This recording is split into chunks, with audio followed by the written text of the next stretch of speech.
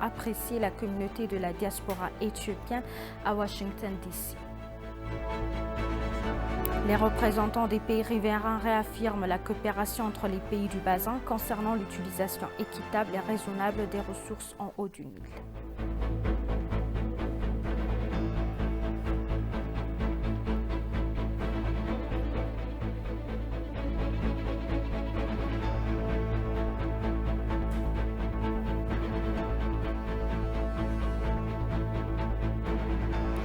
Bienvenue chers téléspectateurs, c'est Aline Teibaro avec le journal du 8 septembre. Le vice-premier ministre et ministre des Affaires étrangères d'Éthiopie, Damak Amakunen, et l'ambassadeur d'Éthiopie aux États-Unis, Selashi Bekele, ont apprécié la communauté de la diaspora éthiopienne à Washington, D.C. Les responsables ont reçu les efforts des diasporas éthiopiennes et des ressortissants éthiopiens pour exprimer la dure réalité sur le terrain dans les régions du nord du pays. Récemment, le rassemblement pacifique organisé à D.C. entre la pression étrangère sans précédent et la campagne médiatique baisée coordonnée contre l'Éthiopie.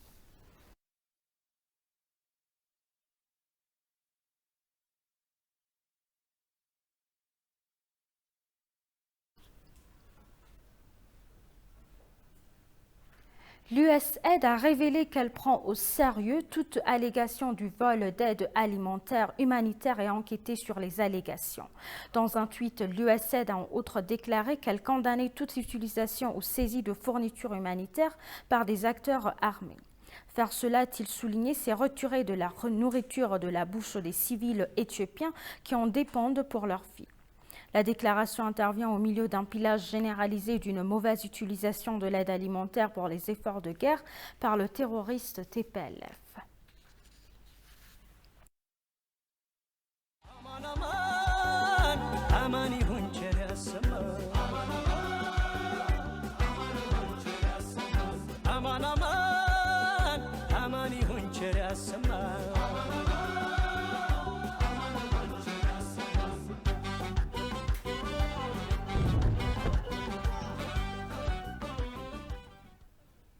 Le Haut Commissariat des Nations Unies pour les réfugiés a révélé qu'il disposait d'informations sur le recrutement obligatoire des réfugiés éthiopiens au Soudan. La Commission a déclaré qu'il y a des mois qu'elle avait reçu des informations crédibles sur la conscription des réfugiés éthiopiens dans l'est du Soudan. Dans certains cas, des tentatives de recrutement force ont été observées. À plusieurs reprises, les gouvernements éthiopiens ont clairement indiqué que si ce n'est tout un nombre important de réfugiés au Soudan combattaient aux côtés de la force terroriste TPLF. Au lendemain du massacre de Maïkadra, des membres du groupe de jeunes Samri qui ont commis le massacre dans une petite ville de Maïkadra près de la frontière éthio-soudanaise étaient entrés au Soudan en novembre 2020.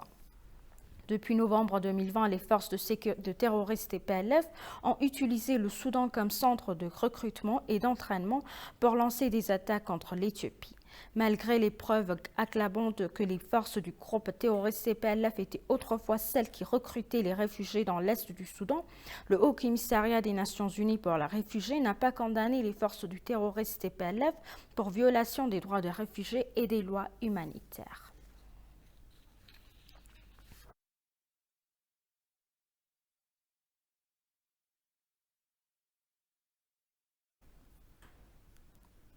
L'Éthiopie est maintenant dans son 13e mois de l'année Pwagmé. Ceci, associé à son climat unique, lui a valu le slogan populaire du tourisme éthiopien « 13 mois du soleil ». Pendant 13 mois, chaque jour, que ce soit en été ou en hiver, qu'il pleuve, qu'il fasse beau ou qu'il fasse sombre, le soleil se lève pour saluer le peuple éthiopien. On peut faire un voyage dans le temps transporté par des beaux monuments et ruines reconstruits il y a des siècles. Donald Levine a qualifié l'Éthiopie de cadre d'une grande beauté naturelle et d'un climat souvent qualifié d'idyllique qui offre une porte à travers le temps vers un état d'être richement médiéval. En ce qui concerne l'Éthiopie, son calendrier unique du 13 mois lui a fourni ce qui rend le pays différent. Le calendrier a 12 mois de 30 jours chacun le dernier mois, Pwagmé à la fin de l'année est à 5 jours ou avec un 6e en année, bissectile en un total de 13 mois. Sur la base de ces 13 mois, Haile Selassie Tafarel, le père éthiopien du tourisme, a inventé l'expression classique 13 mois le soleil.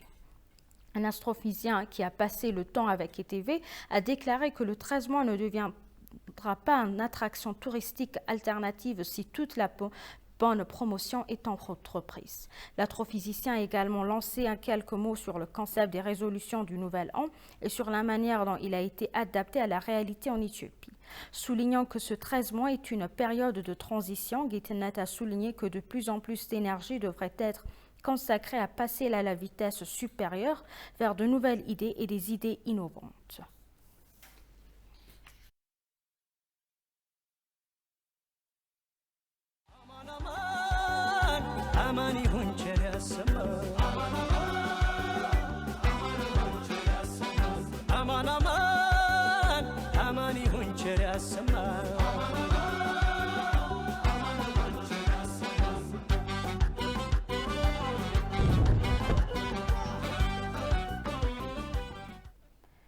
Les représentants des pays riverains réaffirmant la coopération entre le pays du bassin concernant l'utilisation équitable et raisonnable des ressources en eau du Nil. Le président de l'équipe de négociation technique du Grand Barrage et conseiller sur les eaux transfrontalières, Gideon Asfa, a informé les participants du remplissage par étapes du Grand Barrage et de la coopération pendant le remplissage des avantages du Grand Barrage et des moteurs de la coopération. L'ancien ministre de l'Irrigation du Soudan, Ousmane Ahmed El-Tom, a présenté un large éventail de domaines de coopération entre et parmi les pays du bassin régional. De la même manière, les pays du bassin ont de nombreux domaines de coopération possibles, y compris l'utilisation équitable et raisonnable des ressources en eau du Nil. Le professeur Yilmaz Selchi de l'Université d'Addis Abeba, dans sa présentation, a notamment expliqué la coopération basée sur un traité global sur l'eau dans le bassin fluvial transfrontalier.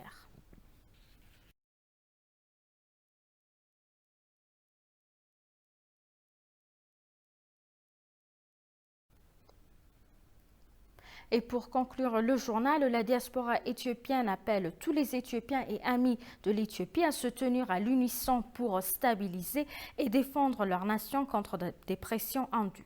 Des Éthiopiens et des ressortissants éthiopiens ont organisé un rassemblement à Washington DC pour dénoncer la nouvelle attaque terroriste du TPLF et sa campagne médiatique biaisée. De nombreux Éthiopiens et Érythréens ont organisé une manifestation pacifique à Washington DC le 6 septembre pour dénoncer la reprise de la guerre du TPLF et la guerre médiatique bien coordonnée contre l'Éthiopie. Les manifestants ont averti certains médias occidentaux dont CNN de cesser de diffuser des fausses nouvelles contre l'Éthiopie, l'Érythrée ainsi que dans la région de la Corne. Les manifestants expriment qu'ils ne feront jamais de compromis sur l'intégrité éthiopienne et se sont engagés à soutenir les forces conjointes de l'Éthiopie. La journaliste Hermela Aragawi a confirmé qu'elle continuerait à s'exprimer pour l'Éthiopie jusqu'à ce que les habitants du Tigray soient libérés du TPLF interdit.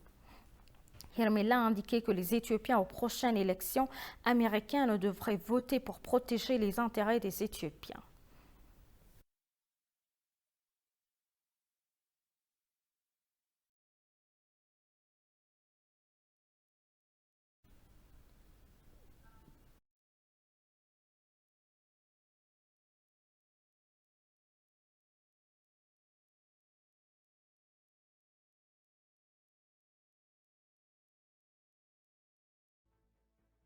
Chers téléspectateurs, nous vous rappelons les titres principaux.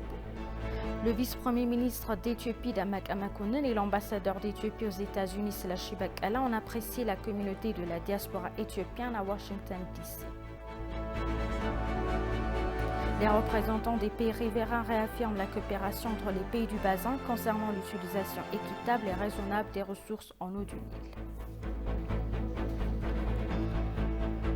Merci, chers téléspectateurs. C'est la fin du journal. C'était Aline Taibaro avec le journal. Restez avec nous avec le reste des programmes. Bonne journée.